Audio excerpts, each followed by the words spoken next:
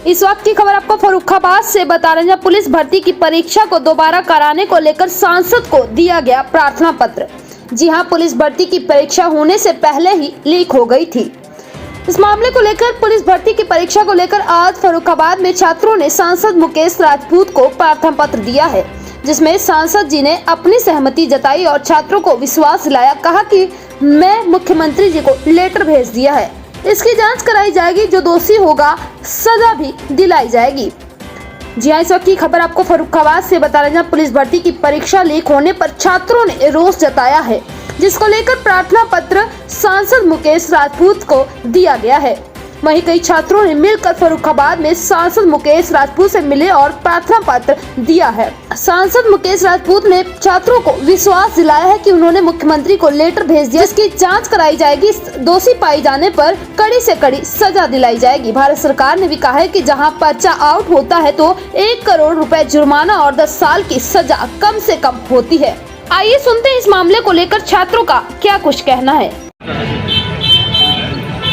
क्या नाम है मैडम? रागिनी। किस लिए सांसद जी से आप मिलने आई हैं? क्या मामला? मैं आज इसलिए आई हूँ क्योंकि उत्तर प्रदेश भर्ती जो अभी हुई है उसमें सारे पेपर लीक हुए हैं। हम चाहते हैं कि भर्ती पूरी निरस्त की जाए, दोबारा से भर्ती की जाए, दोबारा से हमारा पेपर किया जाए। आपको कैसे पता लगा कि लीक हो गया पेपर? क्योंकि पेपर सुबह 6 बजे से ही सोशल मीडिया, व्हाट्सएप, टेलीग्राम पर आ चुका था। भर्ती हम लोग पेपर दे रहे थे, उससे पहले ही पेपर लीक हो चुका था। हम लोगों का कोई मायने नहीं रखता पेपर देना। अगर सरकार इसी तरह पेपर लीक कराती नहीं तो कोई फायदा नहीं है, वो भर्ती निकाले और बच्चों के पेपर कराए। अगर आप बार बार लीक करा रहे हैं पेपर को, आर यूपीएससी आर का भी पेपर लीक हुआ है, यूपी बोर्ड पुलिस का भी पेपर लीक हुआ है। हम लोग कब से मेहनत कर रहे हैं, मेरे पैसे, मेरा समय सब बर्बाद गया है। कोई मायने नहीं रखता अगर सरकार इस तरह क्या कर रही है, तो पेपर लीक करा रही है। बच्चे की शिक्षा कोई मायने ही नहीं रखती है इस तरह का पेपर लीक हो रहा है। सांसद जी को आपने ज्ञापन दिया है, क्या आश्वासन मिला है सांसद जी? शासन ने हमें पूरा आश्वासन दिया है। उन्होंने बोला है कि ये भर्ती रद्द होनी चाहिए, बच्चों का दोबारा पेपर कराना चाहिए।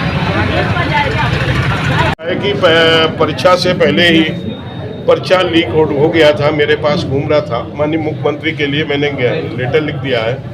आज माननीय मुख्यमंत्री जी से मेरी मुलाकात भी है, तो मैं मिलके भी उनका जो ज्ञापन है वो दे देंगे और मैंने उन्हें उसकी कापी भी दे दी है। वो मैंने कहा इसकी उच्च स्तरीय जांच कराई जाए, यदि ऐसा है तो उसके दोषियों के खिलाफ में कड़ी से कड़ी कार्रवाई की जाए।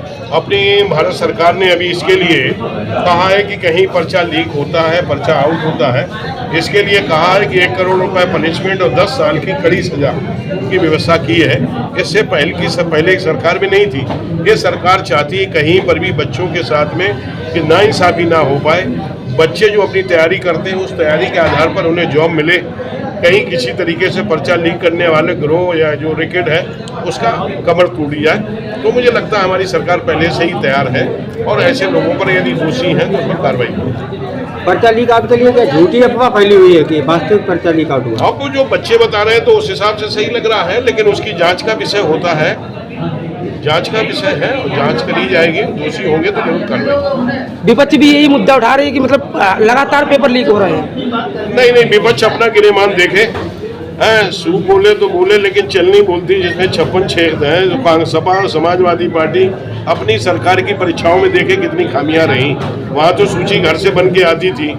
शिवपाल सिंह की सूची अलग आती थी, अखिलेश जी की अलग से आती थी, डिम्पल जी की अलग से आती थी, रामगोपाल की अलग से सूची आती थी। अब यहाँ कोई सूची नहीं बनती, यहाँ योग्यता के आधार पर ही बच्चों को नौकरियाँ मिलती। मुझे ऐसा लगता है, इसमें मैं बता दूं, अभी ऐसा कोई बच्चे लेके आए हैं, लेकिन अभी ऐसा कोई एविडेंस, सरकार की भी पूरी सतर्कता और निगरानी है, कोई एविडेंस ऐसा नहीं है जिसपे बच्चे, बहुत सारे लोग 2024 में टूल किट चला रहे हैं, इसमें भी यही एक टूल किट है जिसपे बहुत, अभी मैं पूछूंगा इन बच्चों से कितने ऐसे बच्चे हैं जो एडमिट कार्ड वाले जिन्होंने बच्चों के साथ संपूर्ण रूप से न्याय हो, निष्पक्ष होकर उनको नौकरी मिले, किसी के दरवाजे पे उन्हें चक्कर ना लगाना पड़े। ये सरकार की पहली मंशा।